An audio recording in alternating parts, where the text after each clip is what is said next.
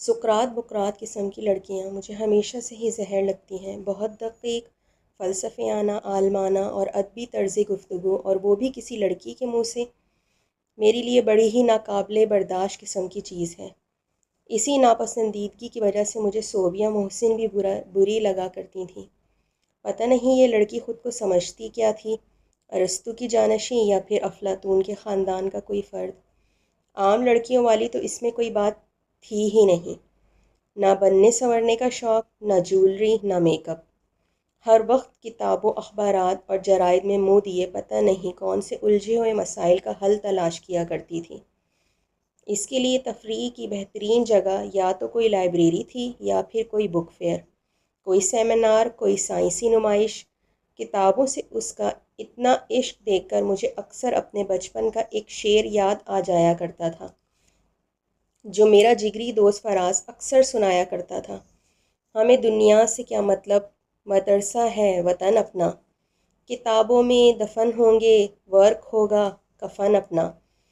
پتہ نہیں یہ شعر اس نے کہاں سے سنا تھا۔ مجھے چونکہ شعر و شاعری سے کوئی علاقہ نہیں، اس لیے اس بارے میں قطعی طور پر کچھ نہیں کہہ سکتا، اور صوبیہ کو دیکھ کر مجھے اکثر فراز اور اس کے وہ شعر ضرور یاد آیا کرتے تھے۔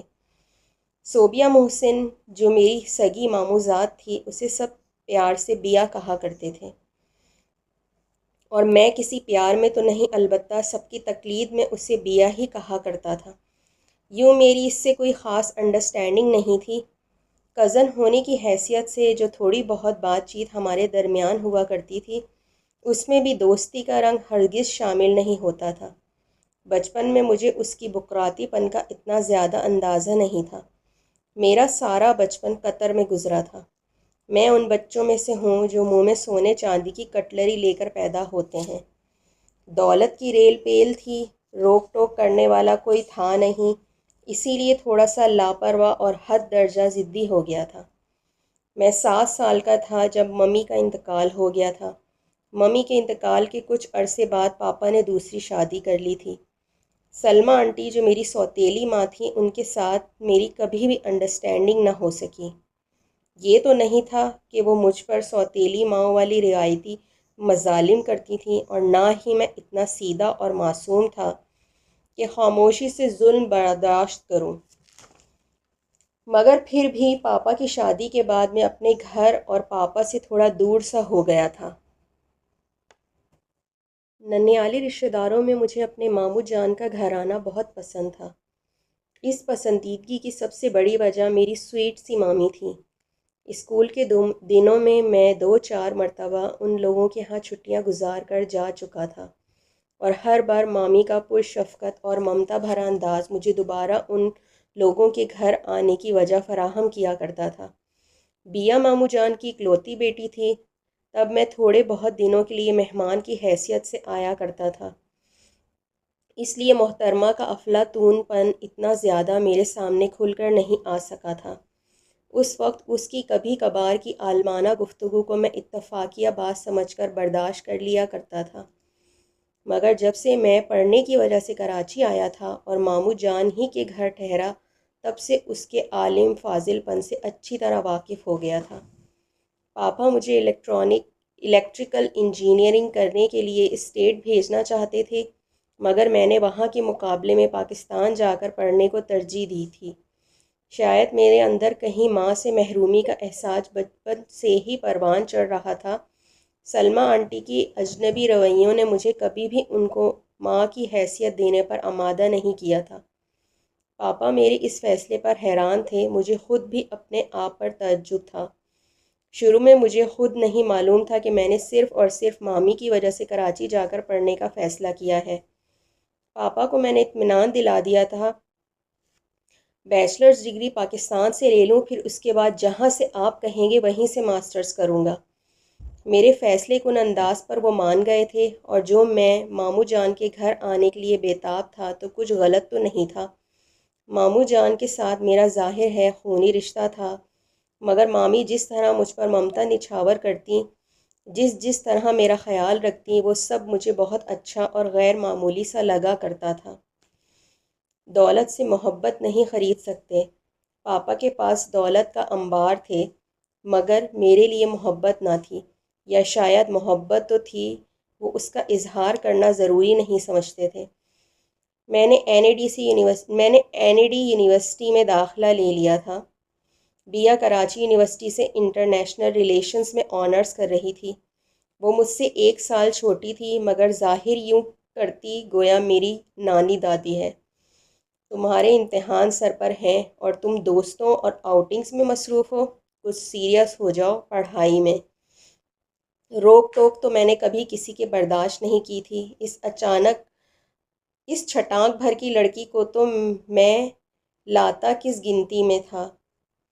شروع میں نے اس کے ساتھ دوستانہ تعلقات استوار کرنے کی کوشش کی، مگر جلد ہی مجھے ناکامی کا منہ دیکھنا پڑا تھا۔ اس سے دوستی کا مطلب یہ تھا کہ پھر آپ گھنٹوں بیٹھ کر انتہائی خطرناک اور خوفناک قسم کی گفتگو برداشت کریں۔ جہاں تک میرا سوال ہے تو مجھے اس بات میں کوئی دلچسپی محسوس نہیں ہوتی تھی کہ مرزا محمد ہادی امراؤ جان ادا لکھ کر رسوا کیوں ہوئے، اور یہ کہ ایک صاحب تھے اسد نام کے، جو بچپن میں مجنوں پر سنگ اٹھایا کرتے تھے، اور بڑے ہو کر بیچاروں کا منہ اس قابل نہیں رہ گیا تھا کہ کعبہ جا سکتے۔ ابتدائی چند نشستوں کے بعد تو میں خود ہی اس کے ساتھ زیادہ اٹھنے بیٹھنے سے پرہیز کرنے لگا تھا۔ اس کی اپنے ہم عمروں کی بنسبت ماموں کی ایج گروپ کے لوگوں سے زیادہ بنا کرتی تھی۔ ماموں کے تمام دوستوں کو وہ انتہائی پسندیدہ لڑکی تھی۔ اکثر وہ ماموں جان کے ساتھ جم خانہ چلی جایا کرتی تھی، صرف ان کے کسی دوست سے گفت و شنید کرنے کے لیے۔ بہت دن ہو گئے لیاقت انکل سے ملاقات نہیں ہوئی۔ وہ ماموں جان سے مخاطب ہوتی اور وہ بغیر کوئی اعتراض کیے صاحبزادی کو ساتھ لے جاتے، اور یہ لیاقت انکل جو عمر میں ماموں جان سے شاید کچھ بڑے ہی ہوں گے، اسٹیٹ بینک میں کسی اونچی پوسٹ پر فائز تھے۔ پچھلے دنوں جب وہ اپنی بیگم اور دونوں صاحبزادیوں کے ساتھ ماموں جان کے ہاں ڈنر پر آئے تھے، تب بیا پورے وقت روپے کی قیمت کی عدم استحکام اور معیشت کے زب و حالی، یورو کے آنے کے بعد ڈالر پر کیا اثرات مرتب ہوئے اور یورپی ممالک کی کرنسی ایک ہو جانے کے نتیجے میں اسٹیٹ بینک کو کیا فائدہ حاصل ہوئے وغیرہ پر کافی سیر حاصل گفتگو کرتی رہی تھی۔ لیاقت انکل اس کی عالمانہ گفتگو سن کر جھوم رہے تھے۔ چلتے وقت انہوں نے ماموں جان سے کہا تھا، محسن تمہاری بیٹی جینیس ہے، اتنی ذہین اور قابل، بہت آگے جائے گی۔ بھائی تمہاری بیٹی لکھوا لو مجھ سے، یہ لڑکی خوب نام کمائے گی۔ کہنے کے ساتھ ساتھ اپنی بیٹیوں پر ملامتی نظریں بھی ڈالی تھیں، جو پڑھائی میں تو اچھی خاصی تھیں، مگر بجائے اپنی قابلیت بڑھانے اور مطالعہ کرنے کے سارا وقت فیشن اور کپڑوں کے مرض میں مبتلا رہا کرتی تھیں۔ ماموں جان ان کے تبصرے پر فخریہ انداز میں مسکرائے تھے۔ جہاں تک میرا سوال ہے، مجھے لیاقت انکل کی بیٹیاں نارمل اور ماموں جان کی صاحبزادی سنکی محسوس ہوتی تھی۔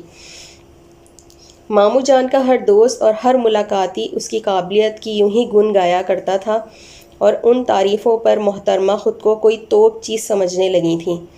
ماموں جان کے برابر والے مکان میں جو پروفیسر صاحب رہا کرتے تھے، ان کے ساتھ صوبیہ کی خاص طور پر بہت ہی زیادہ دوستی تھی۔ کبھی پڑھائی کی دھن میں مگن بیا صاحبہ ان کے گھر نہ جا پاتی تو وہ فوراً خود ہی تشریف لے آیا کرتے تھے۔ پروفیسر حضرات تو چلو ہوتے ہی ایسے ہیں، مگر یہ لڑکی ان کے ساتھ گھنٹوں بیٹھ کر عجیب عجیب باتیں بڑے ہی مزے میں کیا کرتی تھی۔ کبھی میں باہر سے آتا، پروفیسر انکل اور بیا لان میں چیئر پر براجمان نظر آتے، آپس میں خوب زوردار بحثیں ہو رہی ہیں۔ کبھی اس محفل میں ماموں جان بھی شریک ہوتے تھے۔ وہ بحث و مباحثے سے زیادہ بیٹی کی قابلیت کو پیار بھری نظروں سے دیکھتے رہتے تھے۔ اندر جاتے جاتے میرے کانوں میں کچھ اس قسم کی آوازیں آیا کرتی تھیں۔ اقبال نے تو حسن کو خدا سے شکوہ کرتے ہوئے دکھایا کہ جہاں میں کیوں نہ مجھے لازوال کیا، مگر کیٹس کا اس بارے میں اقبال سے ذرا مختلف نظریہ ہے، بیا مقررانہ انداز میں کہتی۔ پروفیسر انکل اس کی بات کی نفی کرتے، اپنی جوابی دلیل پیش کرتے، اور بحث طویل سے طویل ہوتی چلی جاتی، یا پھر یہ کہ ہاں شیکسپیئر کی اس سونٹ کا جواب نہیں ہے، محبت میں شیکسپیئر نے، اور اسی بات پر تو فیض کا وہ خوبصورت مصرع بھی یاد آتا ہے کہ پریم کتھا کا انت نہ کوئی، کتنی گہرائی ہے اس مصرے میں، اور میں اس قسم کی باتیں سن کر جلدی سے اندر مامی کے پاس بھاگتا تھا۔ ماموں جان کے ساتھ بیٹھ کر روزانہ بڑی پابندی سے بزنس نیوز دیکھا کرتی تھی محترمہ۔ میں نے آج تک کبھی کسی لڑکی کو اسٹاک ایکسچینج کی صورتحال پر اتنی روانی سے بولتے نہیں سنا تھا۔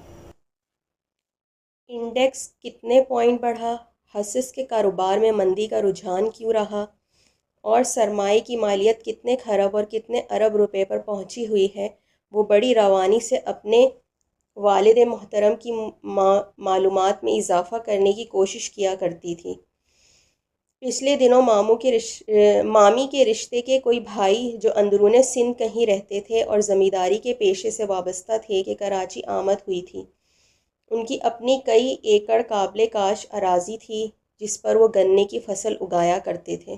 انہوں نے اپنی بہن کے گھر قیام کرنے ہی کو ترجیح دی تھی اور بیا کو ان کے ساتھ زراعت کے موضوع پر تفصیلی تبادلہ خیال کرتا دیکھ کر میں پریشان ہو گیا تھا۔ یہ لڑکی واقعی کریک ہے، کوئی موضوع چھوڑا بھی ہے اس نے یا نہیں؟ وہ اتنے مزے سے ان سے گنے کی کاشت کے لیے پانی کی صحیح مقدار کی فراہمی پر بات چیت کر رہی تھی۔ سمجھے مارچ اپریل سے ہی گنے کی فصل کے لیے پانی کی درست مقدار فراہم ہو جانی چاہیے۔ وہ گلاسز اپنے ناک پر سیٹ کرتی سنجیدگی سے بول رہی تھی اور مامی کی عزیز بھائی جان بھانجی صاحبہ کی باخبری کے متعارف ہوئے جا رہے تھے۔ کرنٹ افیئرز کی تو خیر بات ہی کیا تھی، وہ سب تو محترمہ کی فنگر ٹپس پہ رہا کرتے تھے۔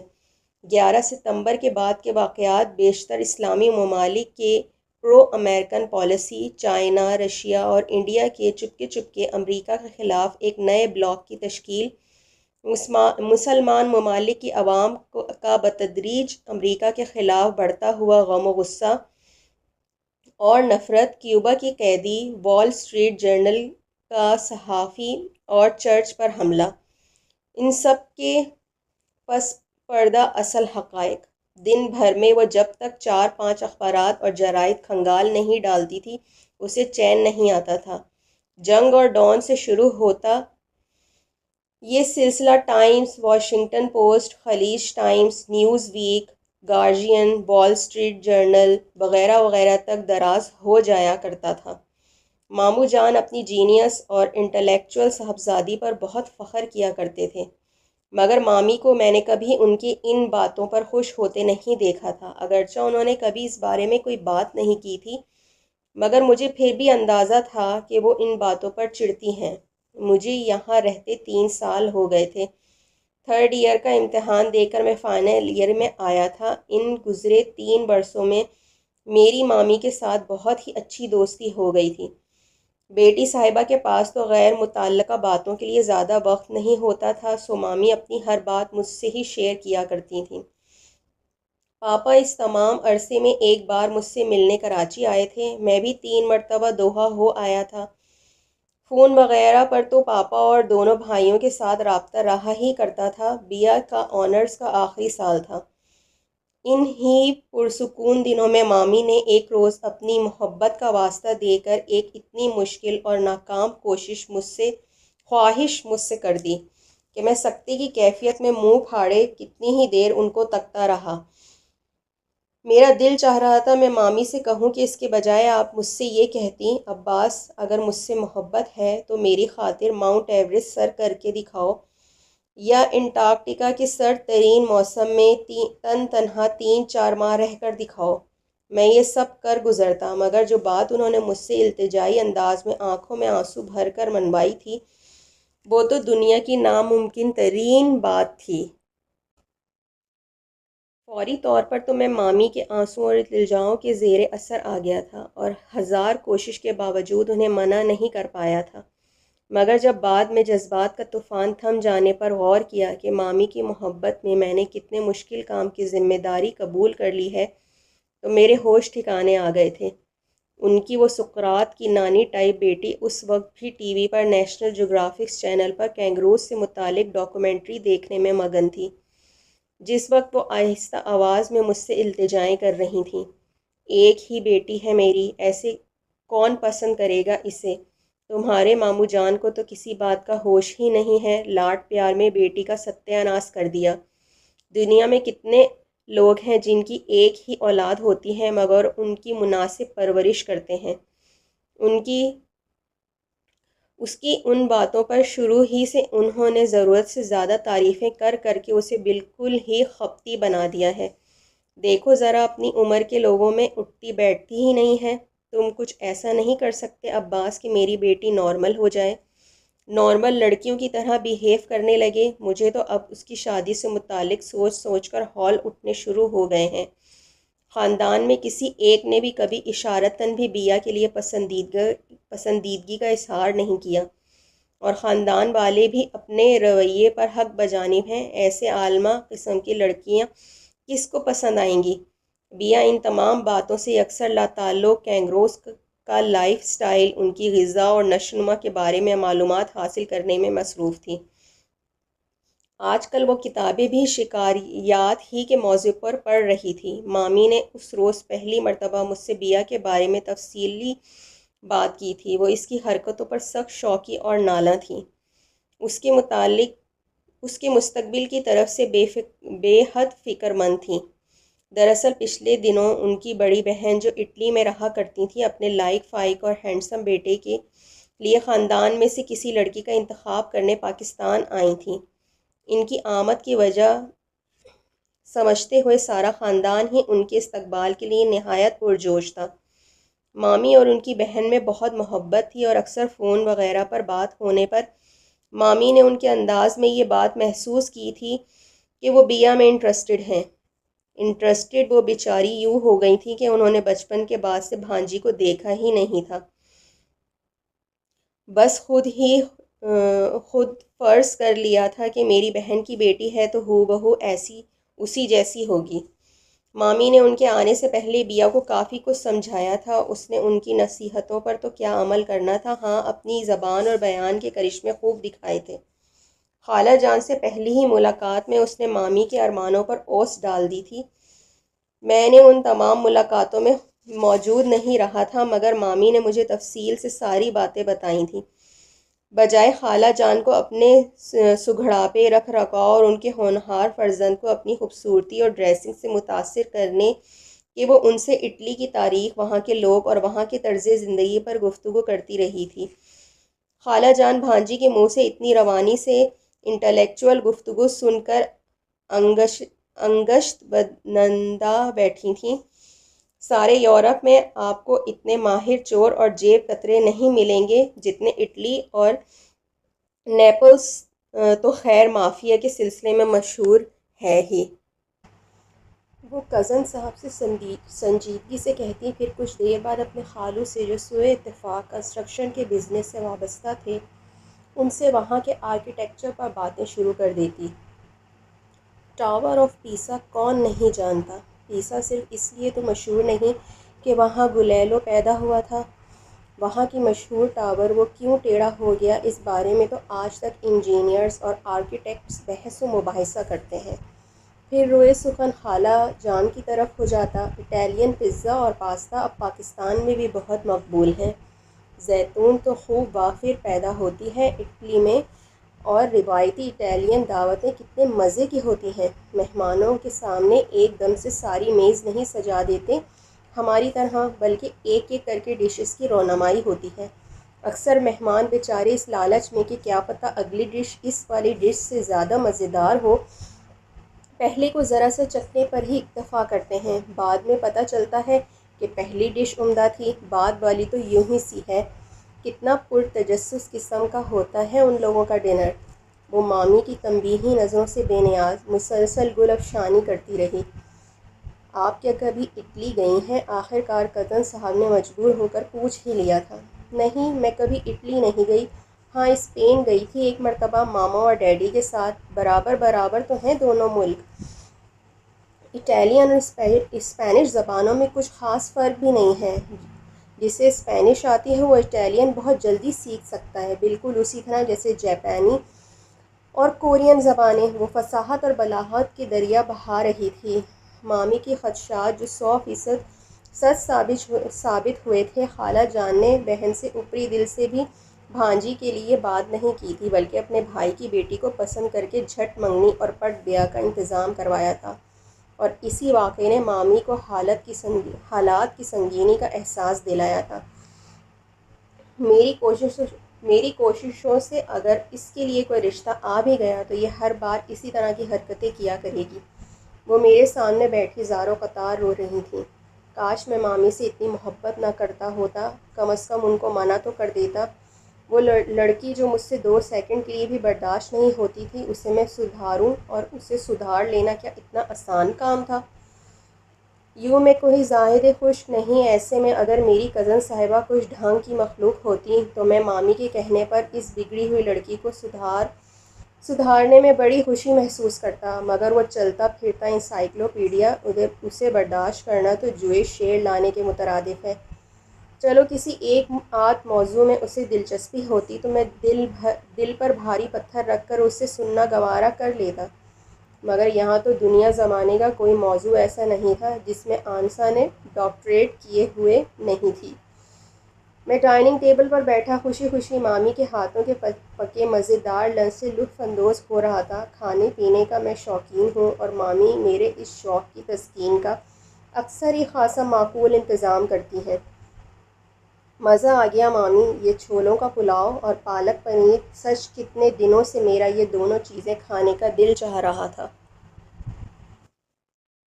مامی نے خوبصورت سے کرسٹل کے پیالے میں جیلی وغیرہ سے سجے سجائے کسٹرڈ کو میرے آگے رکھا تھا، اور کسٹرڈ دیکھتے ہی میں نے چاول کی ڈش اٹھاتے اپنے ہاتھوں کو فوراً روک لیا تھا۔ میٹھا تو مجھے اتنا پسند ہے کہ صرف سویٹ ڈش سے ہی پورا پیٹ بھر سکتا ہوں۔ وہ میرے لیے اپنے ہاتھوں سے کسٹرڈ نکالنے لگی تھیں۔ مامی کی یہی باتیں تو مجھے ان کا دیوانہ بناتی تھیں۔ اس طرح میرا خیال رکھتی ہیں کہ میں خود کو کسی سلطان کا راجہ مہاراجہ سا سمجھنے لگ جاتا ہوں۔ شاید مامی کو بیٹا نہ ہونے کی محرومی کا احساس تھا، اور وہ میرے لاڈ اٹھا کر بیٹے کی کمی پوری کرنے ہی کی کوشش کرتی ہیں۔ تم نے کچھ کیا عباس؟ کچھ دیر بعد مامی نے مجھ سے آہستگی سے دریافت کیا۔ لنچ پر اکثر میں مامی کی وجہ سے گھر آ جایا کرتا تھا۔ میرے دوست گھر جلدی بھاگنے پر میرا مذاق اڑاتے تھے، مگر میں نے پرواہ نہیں کی۔ میرے شرمندگی کے عالم میں نفی میں سر ہلانے پر وہ مزید مایوس سی ہو گئی تھیں۔ آپ فکر مت کریں، کرتا ہوں میں کچھ۔ مجھے خود نہیں معلوم تھا کہ میں کروں گا کیا، مگر پھر بھی ان کی اداس شکل مجھ سے دیکھی نہیں جا رہی تھی، اسی لیے تسلی دینے پر مجبور ہو گیا تھا۔ پلیز کچھ کرو عباس، مجھے فکر کے مارے راتوں کو نیند نہیں آتی۔ آج کل تو اچھی خاصی لڑکیوں کے رشتے مسئلے بنے ہوئے ہیں، نہ کپڑوں کا ہوش، نہ بالوں کی فکر، اپنی دنیا میں مگن۔ کوکنگ کے نام پر شاید وہ صرف چائے ہی بنا سکتی ہے، اور وہ بھی جو شاندار سے ملتے جلتے مزے والی۔ میں تو سب کوششیں کر کے دیکھ چکی، مگر اسے تو جیسے کسی بات سے کوئی سروکار ہی نہیں ہے۔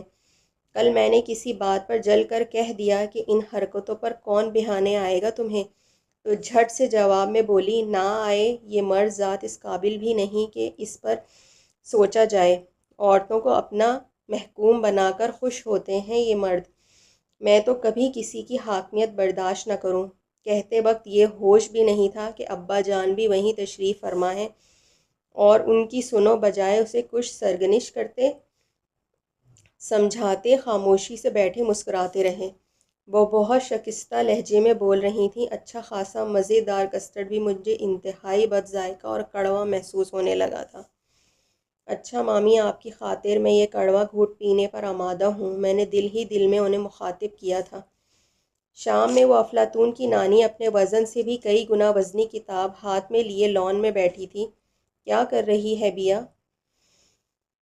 لہجہ دوستانہ کر کے میں اس کے برابر والی کرسی پر بیٹھ گیا تھا۔ کتاب پر سے سر اٹھا کر مجھے گھور کر دیکھا گیا تھا۔ گلاسز کے پیچھے سے جھانکتی وہ خطرناک نگاہیں مجھے بری طرح سہما گئی تھیں۔ آج کل تم یونیورسٹی کتنا لیٹ جانے لگے ہو، پہلا پیریڈ تو روزانہ ہی مس ہو جاتا ہوگا۔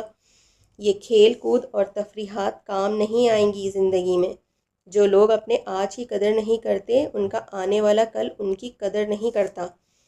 میرا بس نہیں چل رہا تھا، اس عالمہ ابن عالمہ کو ایسی سناؤں کہ طبیعت صاف ہو جائے۔ وہ مجھے نصیحت کر کے فارغ ہونے کے بعد دوبارہ کتاب کی سمت توجہ کر چکی تھی۔ جہاں تک میری اسٹڈیز کا سوال ہے تو اس معاملے میں میں کبھی بھی لاپرواہ نہیں رہا۔ میں نے اپنے لیے وہی مضامین پسند کیے تھے جن میں دلچسپی محسوس ہوتی تھی۔ یہی وجہ تھی کہ مجھے اپنے دیگر کلاس فیلوز کی طرح رٹے مارنے اور نوٹس کے پیچھے بھاگنے کی قطعاً کوئی ضرورت نہ تھی۔ کلاس میں ہونے والا لیکچر ہی میرے لیے کافی ہوا کرتا تھا۔ الیکٹریکل انجینئرنگ سے متعلق کتابیں پڑھنا، پروفیشنل جرنلزم کا مطالعہ کرنا، کرنٹ افیئر سے باخبر رہنا، بس میں اس حد تک خود کو محدود رکھنا پسند کیا کرتا تھا۔ ان ٹاپکس کے علاوہ اسپورٹس کا موضوع بھی ایسا ہے جس کے بارے میں میری معلومات ہمیشہ مستند اور اپ ٹو ڈیٹ ہوتی ہیں۔ اسکول کالج تک اپنے اسکول کی اسنوکر ٹیم کا کیپٹن بھی رہ چکا ہوں اور باکسنگ چیمپئن بھی۔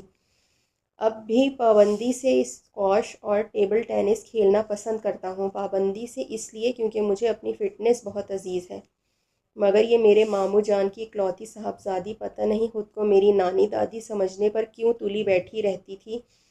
مامی کا خیال نہ ہوتا تو اس فضول لڑکی پر 10 بار لعنت بھیج کر اپنے کمرے میں جا چکا ہوتا۔ کیا پڑھ رہی ہو؟ دھڑکتے دل کے ساتھ میں نے کچھ دیر بعد سوال پوچھا تھا۔ یا اللہ، مجھ کمزور اور ناتواں پر رحم فرمانا۔ اب کے بعد چہرے پر تھوڑی سی رونیت لاتے ہوئے مجھے جواب سے نوازا گیا تھا۔ آج کل میں ابن خلدون کو پڑھ رہی ہوں۔ کچھ مجھے بھی سناؤ، مجھے بھی ہسٹری سے کافی دلچسپی ہے۔ بچپن میں کبھی کہیں پڑھا تھا کہ ابن خلدون کوئی تاریخ دان تھے، اسی وجہ سے اتنی بات بول پایا تھا۔ میری بات سنتے ہی اس کے لبوں پر خوشگوار سی مسکراہٹ پھیل گئی تھی۔ اللہ صبر کرنے والوں کے ساتھ ہے۔ 1.5 گھنٹے تک میں مسلسل دل ہی دل میں اس دعا کو دہراتا رہا تھا۔ اس نے کیا کیا کہا وہ سب میرے سر کے اوپر سے گزر رہا تھا۔ میں تو بس خود کو صبر کی تلقین کرتا وہاں جم کر بیٹھا ہوا تھا۔ آج کی تاریخ دان دراصل ابن خلدون ہی کے نقش قدم پر چل رہے ہیں۔ تاریخ کس طرح مرتب کرتے ہیں اس بارے میں لوگوں کو ابن خلدون ہی سے استفادہ کرنا پڑتا۔ خدا کے واسطے ابن خلدون کی پڑھ نانی چپ ہو جاؤ، میرا دل دہائیاں دے رہا تھا۔ مامی، یہ آپ نے مجھے کس الجھن میں ڈال دیا؟ چلا جاتا ہوں ہنستا کھیلتا موج حوادث سے، اگر آسانیاں ہوں زندگی دشوار ہو جائے۔ مہاتما گوتم بدھ 6 صدی قبل مسیح میں کپل وستو یعنی جو آج کل نیپال کہلاتا ہے وہاں راجا شدھودن کے ہاں پیدا ہوئے تھے۔ ٹالسٹائی نے بہت کچھ لکھا ہے اور بہت اچھا لکھا، مگر وار اینڈ پیس کا تو جواب نہیں۔ سنو ذرا، تم یہ پیراگراف حیران رہ جاؤ گے۔ حافظ شیرازی کی غزلوں میں سادگی کے ساتھ ساتھ رنگینی بھی ہے اور ایک عجیب پرتاثیر سی کیفیت ہے۔ مثلاً یہ اشعار: دانتے کی شاعری اکثر لوگوں کو اپیل کرتی ہے مگر مجھے کچھ خاص پسند نہیں۔ ڈارون کا انسان پہلے کیا تھا اور انسان کے ارتقاء کے بارے میں نظریات دراصل مذہب سے دوری کا نتیجہ ہے۔